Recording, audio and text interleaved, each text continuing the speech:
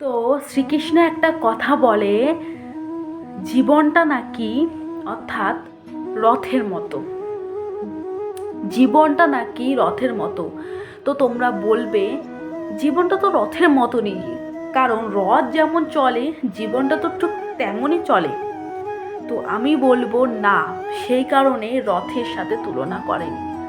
শ্রীকৃষ্ণের এই বাণী শোনার আগে তোমাদের আমি একটাই কথা বলবো, জীবনে যদি সাফল্য অর্জন করে না থাকো, অবশ্যই শ্রীকৃষ্ণ গৌতম বুদ্ধের কাহিনীগুলো অবশ্যই শুনবে।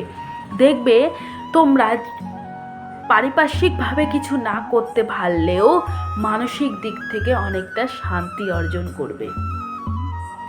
মানসিক দিক থেকে অনেকটা নিশ্চিত বোধ হবে যে আমি যে মানুষ, একটা প্রকৃত মানুষ, সেটা সেই নিজে থেকেই তুমি বুঝতে পারবে। যদি তুমি নিজেকে শ্রীকৃষ্ণের বাণী অর্থাৎ আমার এই বাণীটা শোনো, তাহলে অবশ্যই বুঝতে পারবে। নিজেকে তৈরি করার আগে আমার এই বাণীটা অবশ্যই শুনবে। আর ভালো লাগলে লাইক কমেন্ট শেয়ার অবশ্যই করবে। তো তোমাদের ওপর সমস্ত কিছু নির্ভর। তো বেশি কথা না বলে অবশ্যই মূল বিষয়ে যাওয়া যাক। তো শ্রীকৃষ্ণ বলেছে যে জীবনটা নাকি রথের মতো। তো রথের যেমন সামনে ঘোড়া থাকে, পরে থাকে চাকা, তেমনি মানুষের জীবনেরও কর্ম, সেটা হলো কি রথের দুটো ঘোড়া।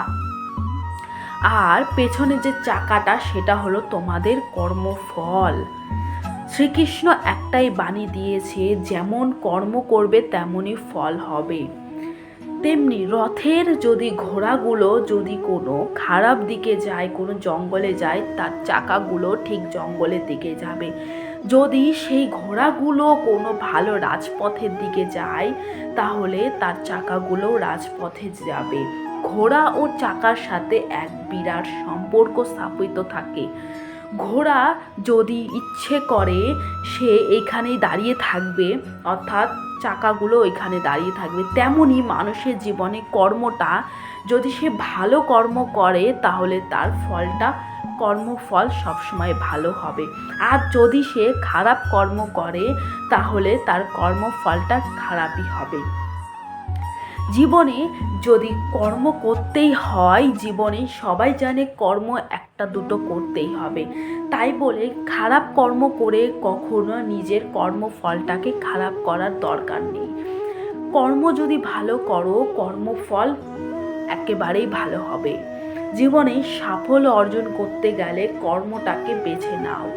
কর্ম যদি না করো, তাহলে কর্মফল ভালো কি খারাপ হবে তোমরা কিভাবে বুঝবে? রথের সাথে মানুষের জীবন এই হলো তুলনা। রথও যেমন, মানুষের জীবনটাও তেমন। তবে তোমরা যদি বলো জীবনটাও ঠিক একে একে চলে যাচ্ছে রথের মতনই, কিন্তু সেটার সাথে কখনো রথের তুলনা করা প্রয়োজন নেই। রথের চাকা আর ঘোড়া যেমন সম্পর্ক, তেমনি মানুষের জীবনের কর্ম আর কর্মফল তেমনই সম্পর্ক। যদি কর্মই যদি ঠিক না থাকে, কর্মফল কিভাবে ভালো হবে? কর্মটাকে আগে ভালো করো, দেখবে কর্মফল তোমাকে নিয়ে ভাবতে হবে না। কর্ম যদি ভালো করো, কর্মফলের কোনো চিন্তাই করতে হবে না। জীবনে সাফল্য অর্জন করতে হলে শ্রীকৃষ্ণর বাণী, কর্ম, এগুলো অবশ্যই মাথায় রেখে চলবে। তো আজকে বেশি দূর এগোলাম না, আজকের ভিডিওটা এইটুকু।